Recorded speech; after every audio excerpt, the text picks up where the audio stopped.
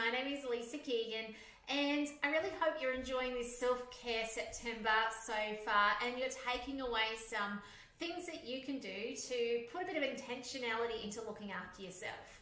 Now, this recipe has come from inspiration from actually in August, when you probably don't know because you wouldn't have seen me in action because it was all recorded, the August videos, but I was actually quite sick. And so was my family for a fair chunk of that, and to the point that recovery has been really quite slow. The fatigue has been absolutely terrible for, well, at least me, probably hubby a little bit as well. The kids, they bounce back like that. But when we're on the mend of that, we actually went to a local coffee shop and we were feeling fatigued but better. And I actually went into the coffee shop, and usually I'd buy coffee. And this time I was like, you know what? They've got this awesome spiced hot chocolate. I'm like, you know what? I'm going to have a spiced hot chocolate. And it was amazing. It did highlight to me, I actually had a sore throat still that I didn't know I had because the spices burnt them a little bit, but it was amazing. And you know what? I thought it's such that whole, you know, look after oneself kind of drink.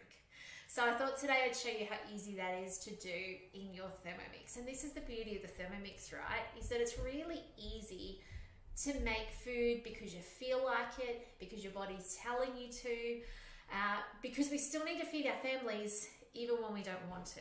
So I love the fact that the Thermomix has that element in it. So let's get started straight on this recipe. I am going to multiply it by 3 because you know what? I can't make something for me these days without my kids wanting it, especially if I want some peace and quiet. So let's get started on this recipe. And you know what, hand on heart, not normally a hot chocolate person, okay? I am that coffee person with a bit of chocolate on top if I'm feeling like I need to pick me up with a bit of sweetness to it. But otherwise, you know, it's not normally my go-to. But let me tell you, this really made me feel a bit better when I wasn't feeling so great. So let's get cooking. By the way, it would be slightly different to the one I had at the coffee shop, no doubt. But this is our version of it, right? So first things first is some cardamom pods. So I'm going to put in 6 because I'm going to multiply this by 3. And you know, that period in August, I was very grateful for YouTube and being able to pre-organize my videos in advance and have them done so that I could step back and recover without feeling like I was letting you guys down, because you guys are part of, you know, who I am and what I do, and you fill my cup. So I was really grateful for that opportunity, but that's also why we've come into September going, it's time to just slow it down a little bit, all right? So, and goodness knows what we're going to come out into October into. So, okay, cinnamon quill. I don't have, well, I thought I had one, can't find it, so we're just going to go with cinnamon powder instead. So it says half, so that would be a 1.5. So I'm going to go with this could be a little too much, but a 1.5 teaspoons, maybe a little bit less. That seems like a lot of cinnamon, doesn't it? Next up, dark chocolate. We love dark chocolate here. Like if we're going to cook, you won't find milk chocolate in my house, okay? Probably because it's something where I have no self-control. So if I start with a piece of milk chocolate, I'll keep going. The texture is actually what catches me more than anything else. I feel sick and I keep eating it. Does anyone else attest to that? Maybe I'm just crazy. So 20 grams of dark, it says 70%. We always do 85 here or 90, and broken into pieces. So in this goes. We do try and stock up, by the way, a little budgeting tip. We do try and stock up when it's on sale, because we just know that this is kind of that thing that we'll go to, you know, usually when the kids are in bed, and we decide we need something for ourselves after they're in bed. But anyway, they get a little bit of it today. So 3 times that amount.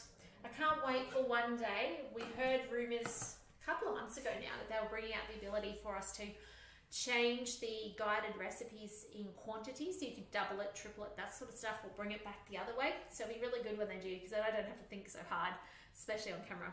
Insert the measuring cup. 15 seconds, speed 9. I'm going to pause the video and come back after the blitz because you don't want to hear that. But it's just going to blitz us all down, and I'll see you in a second. Okay, it's back. It's singing at me. It's just blitzed those all down beautifully.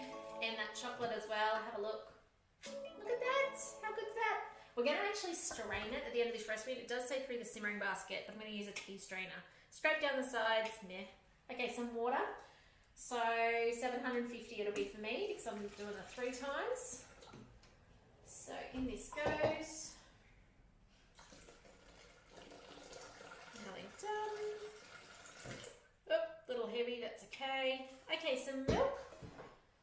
We actually usually would do coconut milk, but somehow end up with this in the fridge. So we're doing this today. So 450 grams, that will be for me.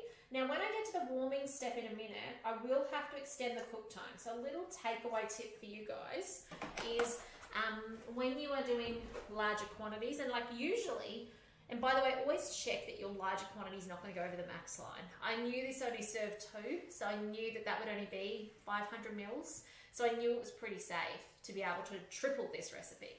But there's some recipes, there is no way you can double, let alone triple. So always check, you know, I always add up the grams and work out approximately if it's going to be less than my 2 litres in there, 2.2 litres.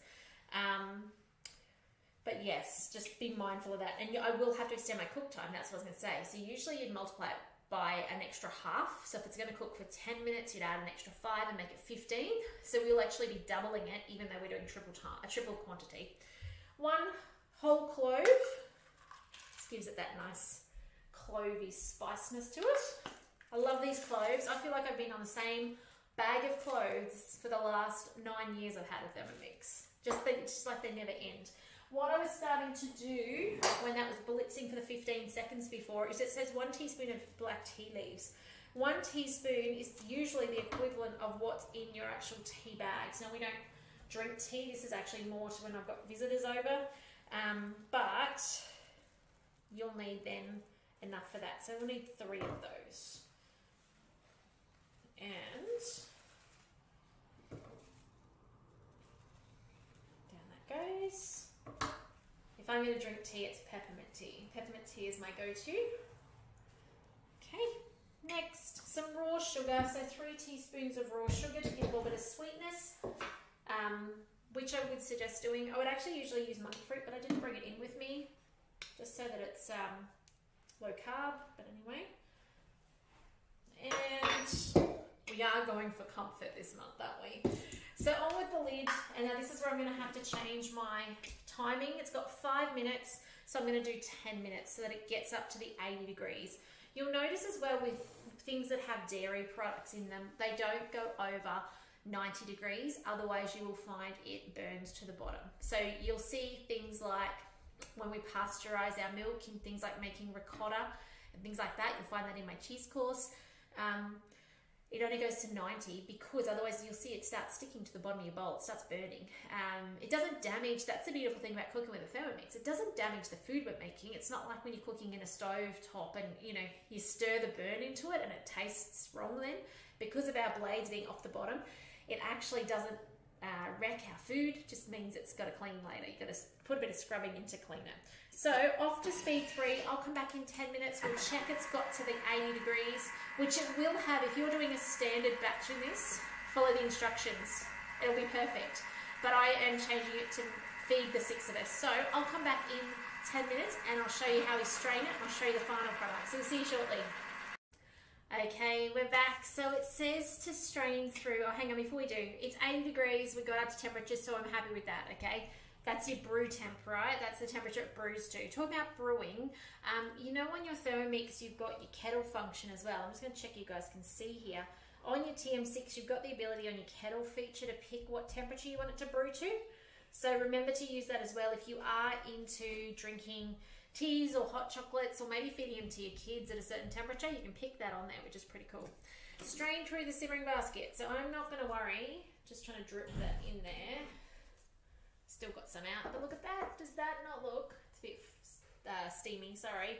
But I'm actually just going to use a tea strainer. So rather than use the simmering basket, which is such a necessary tool for every dinner these days, just about, if you know what I mean, we're going to go straight through here instead. And I can just go straight into my beautiful cup.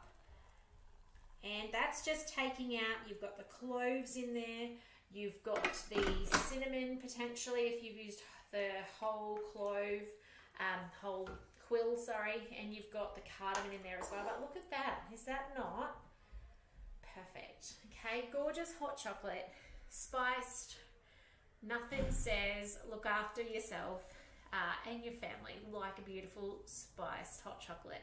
So I hope you'll give this a go in your Thermomix. I hope you're taking some of these recipes and ideas and the images I'm putting up on Facebook and Pinterest and putting them in practice, because you know what, nothing around you is going to tell you to slow down. That's the craziness of the world we live in at the moment, is that everything just wants to get busier and busier and busier, and I don't think it's great for us, is it? So you know, the things we can control are the things we eat, the way we think, and the way we prioritize ourselves, so that we can then do better at loving and caring for the ones around us as well. So otherwise, guys, thanks for listening today. My name is Lisa Keegan from Thermomix Adventures. Reach out if I can help you with anything regarding your Thermomix. I do hope you're enjoying the series this month as we kind of slow down and take time out to reflect and look after ourselves. But I will see you in the next video soon, and let me know if you've got questions. But otherwise, bye for now, and we'll see you then.